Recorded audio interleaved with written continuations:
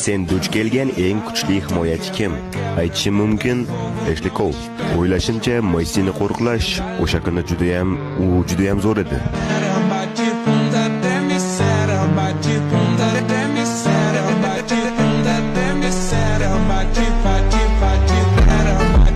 Senga qarshi o'yinlarda qiyinchilik tug'dirgan futbolchi.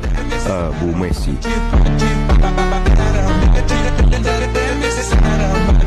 Senga qarshi o'ynagan eng kuchli futbolchi Maldini. U juda ham kuchli, aqlli va salohiyatli. Men uchun Paolo Maldini eng kuchlisi. Paolo Maldini yoki Roberto Carlos. Paolo albatta. Og'ayni, senga aytmoqchimanki, sen mendan qo'rqarding, to'g'rimi? Men Messiga qarshi o'ynamaganman, chunki uning jarohati bor edi. Yaxshi ham jarohatda bo'lgan. Uning omadi kelganmi? Yo'q, mening omadim kelgan.